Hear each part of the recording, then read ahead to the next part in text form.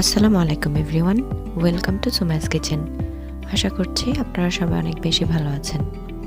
আজকে আমি আপনাদেরকে পারফেক্ট থিকনেসের একটা পুডিং বানিয়ে দেখাবো। আশা করছি আমার আজকের রেসিপিটা ফলো করলে আপনাদের পুডিং ভেঙে যাওয়া, ভালো করে না বসা বা পারফেক্ট থিকনেস না আসা এই ধরনের সমস্যাগুলো আর ফেস করতে হবে না।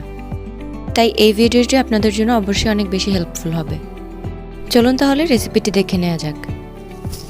প্রথমে আমি চুলায় একটি প্যান বসিয়ে নিয়েছি আর এর মধ্যে দিয়ে দিচ্ছি হাফ কাপ পরিমাণ চিনি। এবার এই চিনিটা মেল্ট হয়ে যাওয়া পর্যন্ত অপেক্ষা করতে হবে। আর চুলার আঁচটা এই অবস্থায় আমি মিডিয়ামে রেখে চিনিটাকে জাল করে নিচ্ছি। কিছুক্ষণের মধ্যে চিনিটা এরকম নিচ থেকে মেল্ট হতে শুরু করবে। আর তারপরে প্যানের হাতলটা ধরে আমি এটাকে অল্প অল্প করে ঘুরিয়ে দিচ্ছি। এটাকে এভাবে আস্তে আস্তে হালকাভাবে নাড়িয়ে দিতে হবে, তাহলে চিনিটা পারফেক্টলি মেল্ট হবে আর নিচেও বসে যাবে না। আমি অনবরত এভাবেই নাড়তে থাকবো। ক্যারামেলটা কিন্তু অলমোস্ট হয়েই গেছে।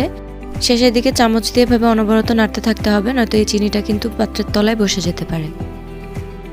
আমার ক্যারামেলটা কিন্তু এই অবস্থায় পুরোপুরিভাবেই রেডি হয়ে গেছে। এবার আমি চুলাটা বন্ধ করে ক্যারামেলটা পুডিংয়ের মোল্ডে ঢেলে নেব। পুডিং বসানোর জন্য মোল্ড আমি নিয়ে নিয়েছি, আর ক্যারামেলটা কিন্তু অবশ্যই গরম অবস্থাতেই এর মধ্যে ঢেলে নিতে হবে। সবটা ক্যারামেল ঢেলে নেওয়ার পর আমি এটাকে এভাবে চারপাশ থেকে ঘুরিয়ে একটু ছড়িয়ে দিব, যেন মোল্ডের চারপাশে এটা পারফেক্টলি লেগে যায়। ক্যারামেলটাকে আমি চারপাশে ছড়িয়ে দিয়েছি। এবার এই পাত্রটা এভাবেই রেখে দেব ক্যারামেলটা পুরোপুরিভাবে সেট হওয়ার জন্য। এরপর আমি একটা মিক্সিং বোল নিয়ে নিয়েছি, আর এর মধ্যে আমি রুম টেম্পারেচারে রাখা 3টি ডিম দিয়ে দিচ্ছি। এরপর সাথে দিয়ে দিচ্ছি চিনি। এখানে 4 টেবিল চামচ পরিমাণ চিনি হবে। আপনারা কিন্তু আপনাদের প্রেফারেন্স অনুযায়ী চিনিটা বাড়িয়ে বা কমিয়েও দিতে পারেন। আমি পার্সোনালি পুডিংয়ে খুব বেশি একটা মিষ্টি পছন্দ করি না।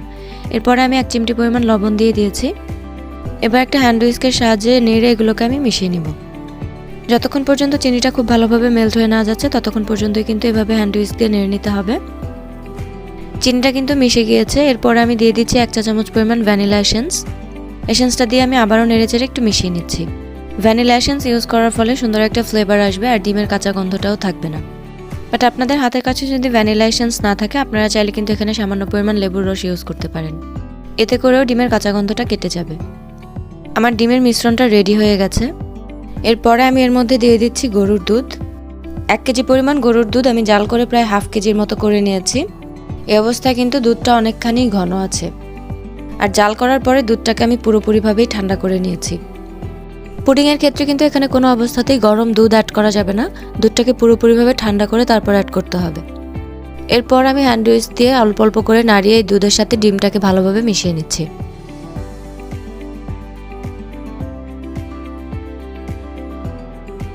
আমার এটা মেশানো হয়ে গেছে। এবার এটাকে আমি পুডিংয়ের মোল্ডে ঢেলে নিব। মোল্ডে রাখা ক্যারামেলটা কিন্তু পুরোপুরিভাবে সেট হয়ে গেছে, আপনারা দেখতেই পাচ্ছেন। দেখুন, এটা কিন্তু হাতে লেগে আসছে না, তার মানে এটা পারফেক্টলি সেট হয়েছে। এবার এটার উপরে আমি একটা স্ট্রেনার দিয়ে নিচ্ছি, আর এর মধ্যে অল্প অল্প করে ডিম দুধের মিশ্রণ ঢেলে নিচ্ছি। মিশ্রণটা ঢেলে চামচ দিয়ে আস্তে আস্তে করে নাড়িয়ে এটা আমি ছেঁকে নিচ্ছি। সবটা দুধ কিন্তু একবারে ঢালতে যাবেন না, এতে পড়ে যাওয়ার পসিবিলিটি থাকে। আমি অল্প অল্প করে ঢেলে সেম প্রসেসেই দুধটাকে ছেঁকে নিয়েছি। মোল্ডটা কিন্তু ঢালা হয়ে গিয়েছে। এবার পুডিংয়ের এই মোল্ডটাকে আমি উপর থেকে একটা ফয়েল পেপার দিয়ে আটকে দিচ্ছি। ফয়েল পেপারটাকে খুব ভালোভাবে চেপে চারপাশ থেকে লক করে দিতে হবে। এতে করে পুডিংয়ের গায়ে কোনো পানি ঢুকতে পারবে না। আর পারফেক্ট একটা পুডিং বানানোর জন্য কিন্তু আপনারা এই প্রসেসটা অবশ্যই মেনটেন করবেন। এই তো আমার এটা রেডি হয়ে গেছে। এবার আমরা সরাসরি চুলায় চলে যাচ্ছি। চুলায় আমি একটা বড় সাইজের প্যান বসিয়ে নিয়েছি, আর এর মধ্যে আমি একটা স্ট্যান্ড বসিয়ে নিয়েছি। স্ট্যান্ডের উপরে সাবধানে পুডিংয়ের পাত্রটা রেখে দিতে হবে। পুডিংয়ের পাত্রটা রাখার পর আমি এক পাশ থেকে পানি ঢেলে নিচ্ছি। আমি একটু ক্লোজলি আপনাদেরকে পানির পরিমাণটা দেখিয়ে দেওয়ার চেষ্টা করছি। পুডিংয়ের পাত্রটার অর্ধেকের থেকেও কম বরাবর পর্যন্ত আমি পানি ঢেলে নিয়েছি। এরপরে একটা ঢাকনা দিয়ে ঢেকে দিচ্ছি।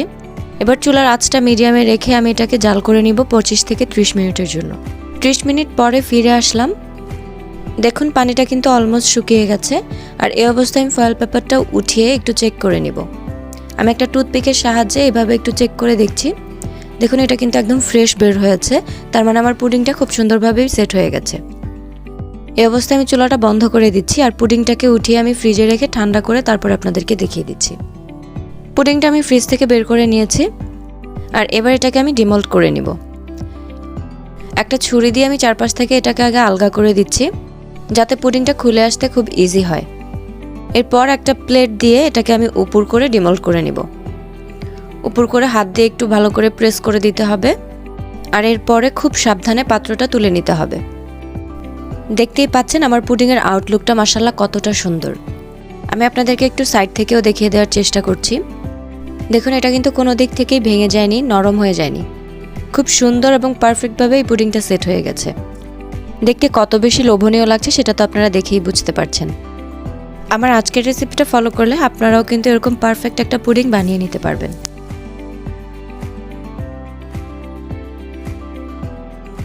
পুডিংটা আমি একটু কেটে আপনাদেরকে দেখিয়ে দিচ্ছি। পুডিংয়ের ভেতরের অংশটাও কিন্তু দারুণ হয়েছে, আর আপনারা এটার আউটলুক দেখেই নিশ্চয়ই বুঝতে পারছেন এটা খেতে কতটা টেস্টি হয়েছে। পুডিংয়ের ভেতরের থিকনেসটাও খুবই পারফেক্ট হয়েছে। দেরি না করে রেসিপিটা ফলো করে আপনারাও একবার ট্রাই করে দেখতে পারেন। এরপর কমেন্ট সেকশনে আপনার ফিডব্যাক আমাকে জানিয়ে যেতে পারেন। এরকম সুন্দর সুন্দর রেসিপি পেতে আমার চ্যানেলটি সাবস্ক্রাইব করে পাশে থাকা বেল আইকনটা প্রেস করতে কিন্তু একদমই ভুলবেন না। দেখা হবে আবার নতুন কোনো রেসিপি নিয়ে। আল্লাহ হাফেজ।